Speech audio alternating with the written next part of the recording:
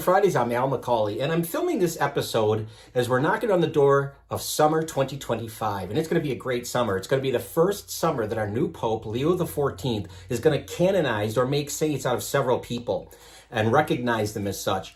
And two of them are probably the top of the list in terms of people who know them, their popularity, and they're just so beloved already. And the first one is a guy named Carlo Acutis, and he's going to be what's called the first millennial saint. Now, I did an episode on Carlo about a year ago or so. You can check in the archives of Fish on Fridays for that one, because that's good watching right there.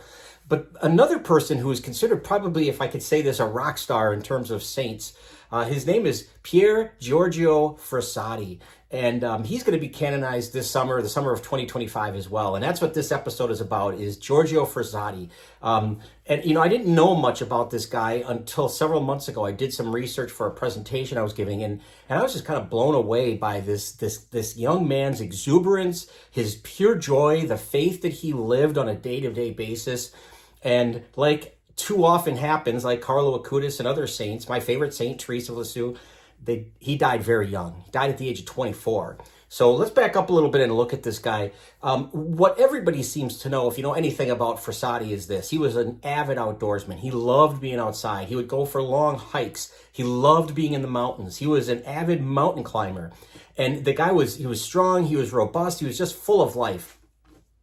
And he lived, by the way, he lived in the early part of the 20th century. He's going to be born in 1901, and he's going to die in 1225, again, at the age of 24, which is, again, far too early. He was born in Turin, Italy, and he was born into great wealth. His dad was very, very wealthy, but he said, my son is not going to be spoiled. If he wants something, he's going to work for it. So Giorgio got the lesson right away that this is, if you want something, you'll get ahead in this world, he's going to work for it. So he earns it himself, and he's going to have an appreciation for it. He wasn't a spoiled kid by any stretch of the imagination. But from the earliest signs of his life, he was really drawn to the Catholic faith.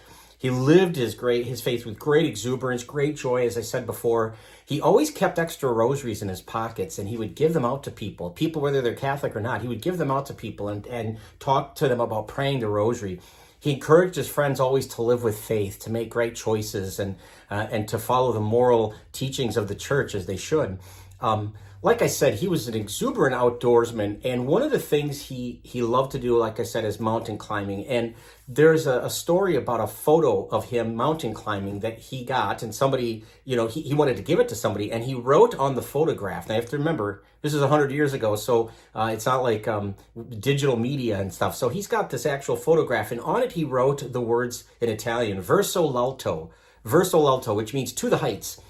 And that was kind of like the motto of his life, to the heights. He was somebody who wanted to always push himself physically so that he could climb that next mountain, so he could hike that next path.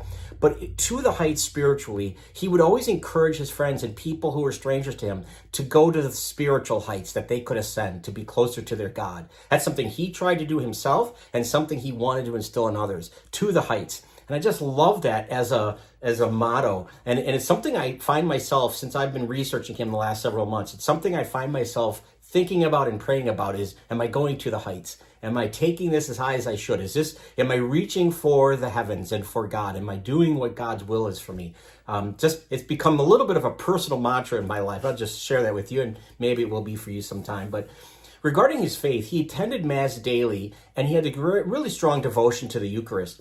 And that devotion to the Eucharist and the love of Mass necessarily inspired his life. So he would serve the poor. In fact, in his young life, he became a lay Dominican, and he was a smart kid. So he would debate people, friends of his, other teens he would meet, young people who were committed to ideals that were really becoming popular in the 1920s in Italy, fascism, Nazism, communism. He would debate those people and say that they are not consistent. Those ideologies are not consistent with the Catholic worldview.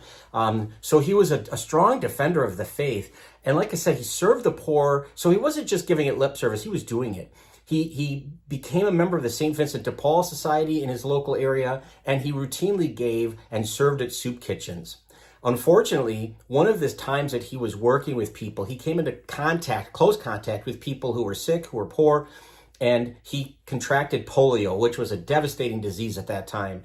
And it struck him hard. He was going to suffer. It was going to knock him down. This strong, virile guy. He's going to knock him down. And within 6 days of contracting or being diagnosed with it, he's going to pass away.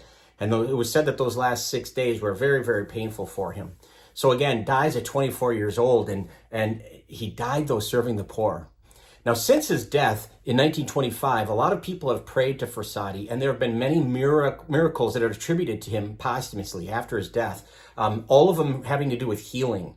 And these miracles are really what's made up the composite portrait, in addition to him living a heroic and a virtuous life, made the composite portrait that the Vatican said Frassati is going to be a saint. And again, summer of 2025, that'll happen. He'll be recognized as such. So Frassati has been a great guy for me to get to know, and I hope that you've learned a little bit from this episode. If there's one takeaway I would say, it's this. Maybe write it down someplace, to the heights. I'd say write down verso alto. If you know Italian, that's fine. But to the heights. Am I living my faith to the heights? Am I taking others to the heights of their faith? Am I leading them in the right way? It's something to think about and to reflect about in your life, and be inspired by this young man and his legacy, so that we can all eventually go to the heights, which is what we really want, our final reward in heaven with God. Thanks for watching. If you'd like to share this content, that'd be great. We'd love it. We'd love it if you'd subscribe to our YouTube channel or follow us on Facebook. But either way, we hope you keep tuning in every Friday for Fish on Fridays. Until next time, be good to each other and to the heights.